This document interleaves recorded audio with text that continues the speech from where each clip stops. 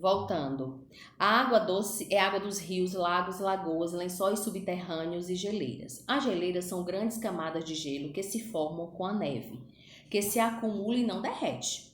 Elas são os maiores depósitos de água doce. Parte do gelo das geleiras derretem continuamente e abastece de água mares, rios, fontes e lagos. No inverno, as geleiras recebem neve e formam novas camadas. No verão, uma parte maior do gelo derrete e fornece mais águas a rios, fontes, lagos e lençóis subterrâneos. No entanto, um novo fenômeno tem provocado alterações nesse ciclo, o aumento do efeito estufa. O efeito estufa é um fenômeno causado pela concentração de gases na atmosfera, principalmente o dióxido de carbono. Esses gases funcionam como uma capa que impede que o calor da irradiação solar, absorvido pela superfície terrestre, escape para o espaço. O efeito estufa é um processo natural no planeta e sem ele as temperaturas seriam muito baixas.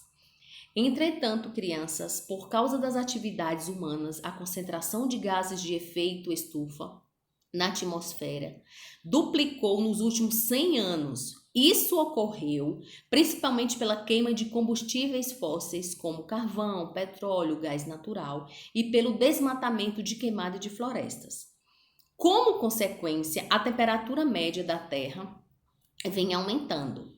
A temperatura maior provoca, por exemplo, o derretimento de geleiras. Isso se faz aumentar a quantidade de água dos oceanos, cujo nível pode elevar-se e inundar muitas cidades litorâneas. A diminuição do depósito de gelo nas altas montanhas, por sua vez, pode provocar a redução de quantidade de água que se fornece aos rios, fontes e lagos, causando problemas de abastecimento.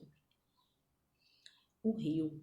O rio é uma corrente de água natural que se origina em nascentes de águas subterrâneas, lagos ou em outros rios e se dirige para o mar, para o outro rio ou para um lago.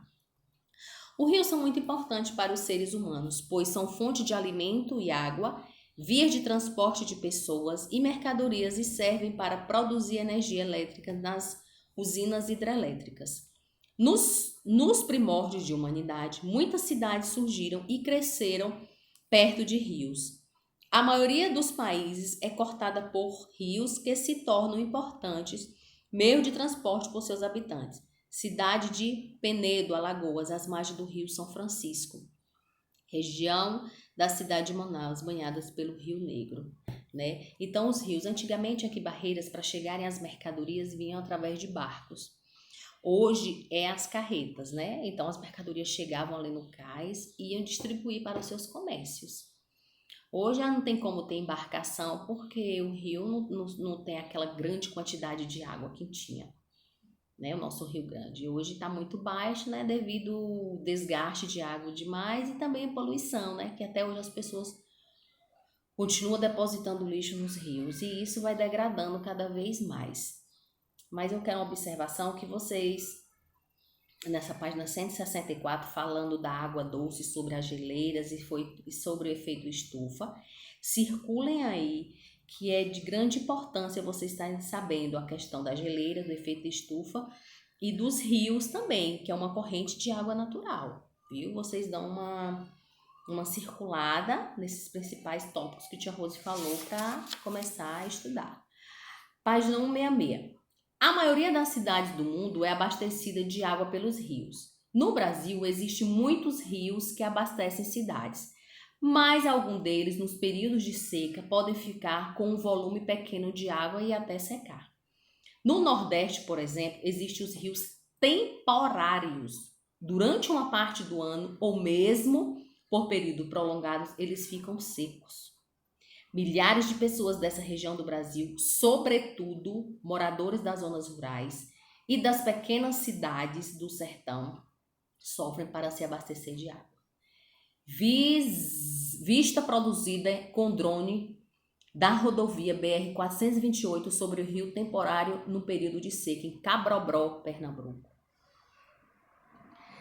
Ponte sobre o Riacho Grande, leito do Riacho Grande no período de seca, sertão da Bahia. Olha, em Pernambuco, na Bahia e no Ceará tem